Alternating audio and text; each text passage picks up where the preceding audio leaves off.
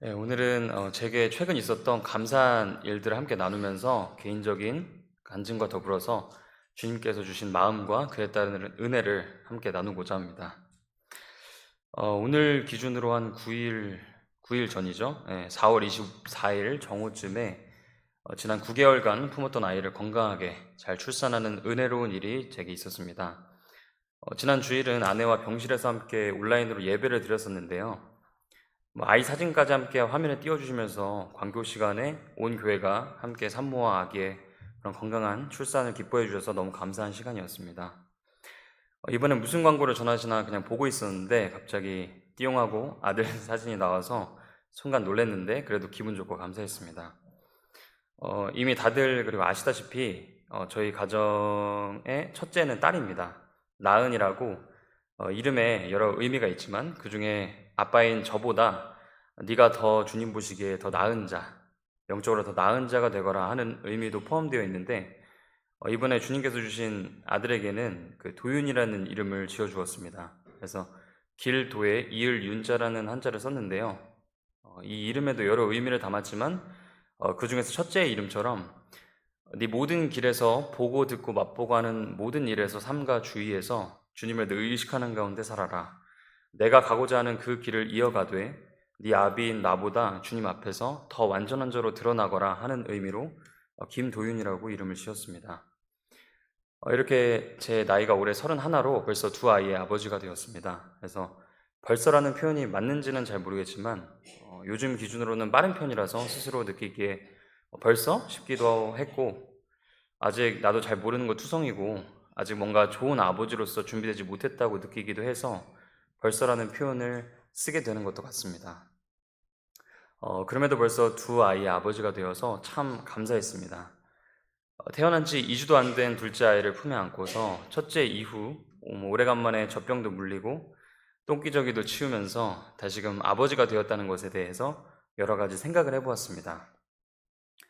일단은 아이의 칭얼거림, 그 응애 하고 귀에 날카롭게 박히는 울음소리를 간만에 쉴 틈 없이 들으니까 많이 예민해서 너무 힘들었던 첫째 때 생각이 새록새록 났는데요. 바로 이 울음소리가 이젠 예전 경험이 전무했던 때보다 그 스트레스나 짜증으로 다가오지 않고 오히려 나를 간절히 찾는 그 안쓰럽고 연약한 울음소리로 들려서 애잔하기도 하고 그리고 너무 귀엽고 사랑스러워서 나를 잠 못 자게 해도 참 기분이 좋다라는 점이 좀 신기했습니다. 보통 TV 예능이나 여러 프로그램에서 보면 딸바보라는 게 많이 나와서 요즘에는 딸을 더 많이 선호하고 그런 경향이 있다고 하는데 갑자기 요즘 아들 바보가 된 제 자신이 웃기면서 자연스럽게 우리 모두가 아바 아버지 하고 부르짖는 분, 주 하나님 아버지에 대해서 생각하게 되었습니다. 시편 121편 4절에 이렇게 기록되어 있습니다. 보라, 이스라엘을 지키시는 분은 졸지도 아니하시고 주무시지도 아니하시리로다.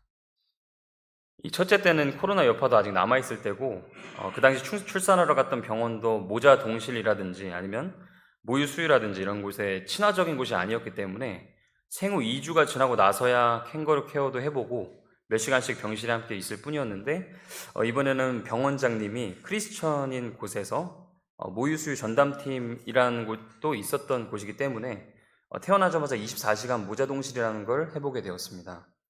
그래서 첫째 때는 몰랐던 그 새벽 수유의 고통을 절실히 체험했는데 이게 좀 잘까 하면 울고 낑낑대는 바람에 잠 못 자는 그런 불면증 환자분의 고통을 조금이나마 경험해 볼 수 있었습니다. 그래도 참 첫째 때나 둘째 때나 동일하게 저 자신에게 신기했던 점은 그렇게나 잠이 많고 일어나는데 굼뜬 제가 아이가 약간 낑낑대는 소리만 내도 벌떡 일어나서 아가의 상태를 확인하고 또 조금 이따 보채면 또 몸을 확 일으켜 세우는 그런 기적 같은 일이 벌어진다는 점이었습니다. 그 덕에 낮에도 해롱되면서 그 만성 피로환자처럼 지내지만 그럼에도 아버지란 존재가 어떠한지 조금은 더 알 수 있었습니다. 한없이 작고 나약한 존재가 뭐가 됐든 낑낑대면서 자신을 도울 자를 찾는 게 이토록 사랑스럽고 기쁜 일인지 이 둘째 때에 비로소 조금 알게 되었습니다. 그러면서 앞서 읽은 이 시편 말씀처럼 우리 아버지 되시는 분, 주 하나님께서도 우리의 부르짖음과 기도에 이렇게 신속히 반응하시고 응답하신다라는 점을 묵상하지 않을 수가 없었습니다. 그러면서 언제 어디서가 됐든 내가 내 아버지를 찾고 부르짖는다면 졸지도 주무시지도 않는 하늘 아버지께서 내가 내 아들 도윤이의 작은 울음소리에도 즉각 반응하듯이 신속히 나를 찾아 들여다보실 것을 생각하니 참 위로와 감사가 되었습니다. 요즘 성경 통독하는 부분이 느헤미야인데요. 9장 27절, 28절에도 이렇게 기록되어 있습니다. 그러므로 주께서 그들의 원수들 손에 넘겨주사 원수들이 그들을 괴롭게 하매 그들이 고난을 당하여 주께 부르짖을 때에 주께서 하늘에서부터 그들의 말을 들으시고 주의 많은 긍휼에 따라 구원자들을 그들에게 주사 구원자들이 그들의 원수들 손에서 그들을 구원하게 하셨으나 그들이 안식을 얻은 뒤에 다시 주 앞에서 악을 행함으로 주께서 그들의 원수들 손에 버려두사 원수들이 그들을 지배하게 하시다가 그럼에도 그들이 돌아와 주께 부르짖음에 주께서 하늘에서부터 그들의 말을 들으시고 여러 번 주의 긍휼에 따라 그들을 구출하셨으며, 이 말씀처럼 심지어 이스라엘 민족이 죄로 인해 고난당할 때 힘들다고 고통스럽다고 이 고통에서 구원해달라고 그래서 잘못해서 받는 벌 가운데서도 주께 이렇게 부르짖으면 그 소리를 듣고 구원하시고 그리고 그 고난에서 구출하시는 주님의 이 풍성한 긍휼을 볼 때에 아버지로서 아들을 대하는 이 마음이 어떨지를 좀 알게 되었습니다. 저는 이런 말씀들을 읽을 때면 이스라엘 백성들 진짜 좀 심하다 하면서 도대체 사람도 아니고 하나님의 뒤통수를 어떻게 저렇게 끊임없이 칠 수가 있지?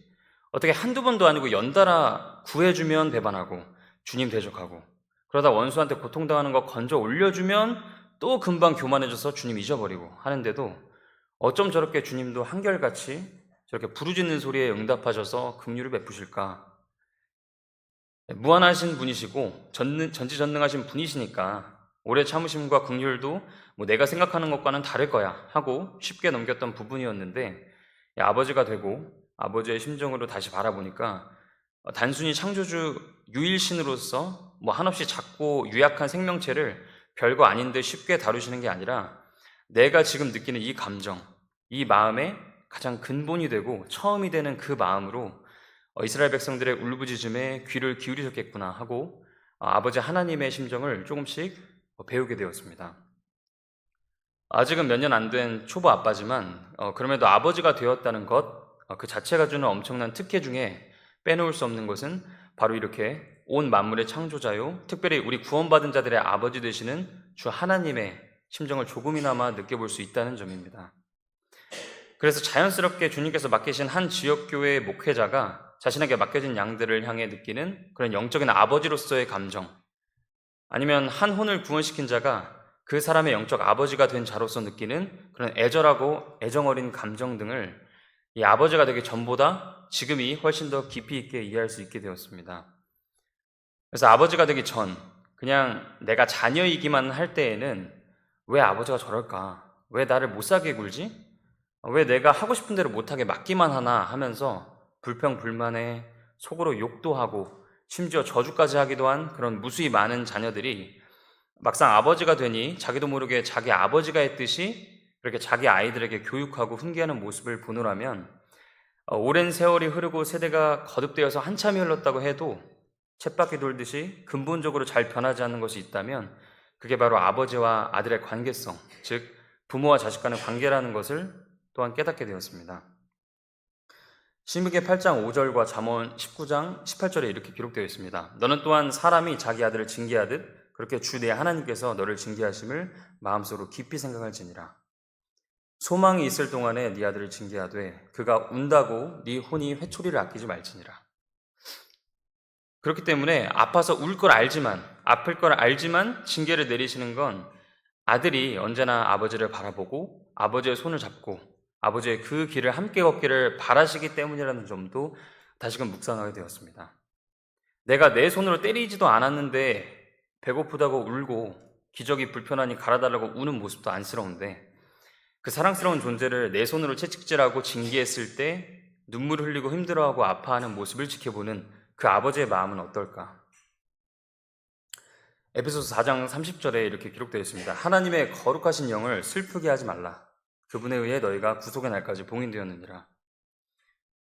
새벽같이 우는 아이 곁을 지키면서 아이를 품에 안고 달래면서 아버지 하나님의 그 아버지로서의 그 가슴 아파하시고 슬퍼하시고 안쓰러워하시는 점을 이 말씀을 통해서 또한 생각하게 되었습니다.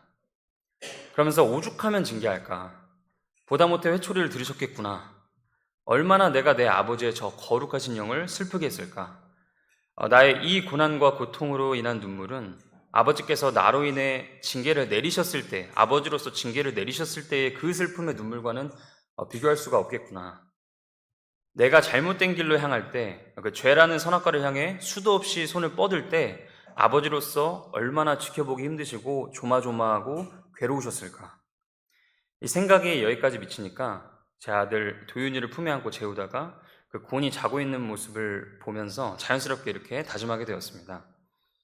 이 악한 현 세상에서 첫째 나은이와 도윤이 주님께서 맡기신 이 두 아이를 먼저는 하나님의 자녀로 만들고 이후에는 세상의 죄악으로부터 나의 최선을 다해서 지키고 성장시켜서 스스로 마귀를 대적하고 악을 미워하는 주님의 자녀들이 되도록 키워야겠다.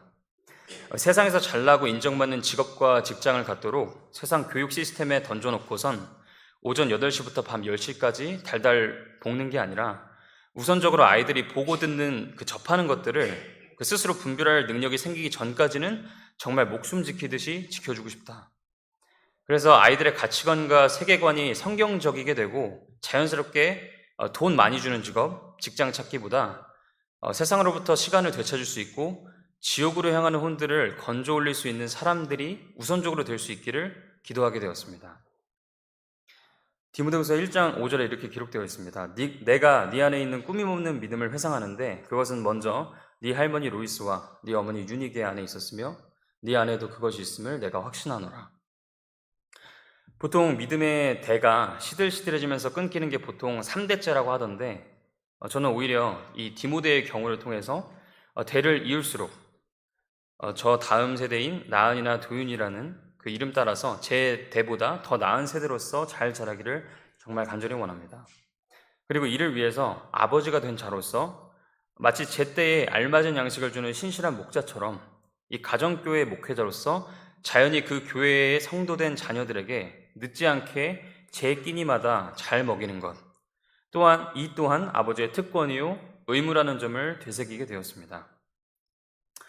아이가 낮이든 밤이든 짧으면 1시간 30분마다, 좀 길면 2시간 30분마다 깨서 젖달라고 울고불고 할 때 즉각 몸을 움직여서 이 아이의 상태를 체크하고 바로 분유나 모유 수유를 하는 과정을 반복하고 있는데요. 그 모습에서 나는 주님의 말씀의 젖을 이토록 이 아이처럼 자주 찾고 간절하게 찾고 있는지 반성하는 시간도 갖게 되었고요. 또 제가 아버지로서 준비되어야 즉각 그렇게 젖을 물릴 수가 있구나 하는 그런 영적 시야를 또한 얻을 수 있게 되었습니다. 그래서 베드로전서 2장 2절에 이렇게 기록되어 있죠. 새로 태어난 아기들로서 말씀의 순전한 젖을 사모하라. 이것은 너희가 그 젖으로 말미암아 성장하게 하려 함이라. 그리고 마태복음 마지막 말씀인데요. 마태복음 24장 45절에 이렇게 기록되어 있습니다. 그런즉 자기 주인에게서 그의 집안 사람들을 넘겨받아 다스리며 제때에 그들에게 양식을 줄 신실하고 지혜로운 종이 누구냐.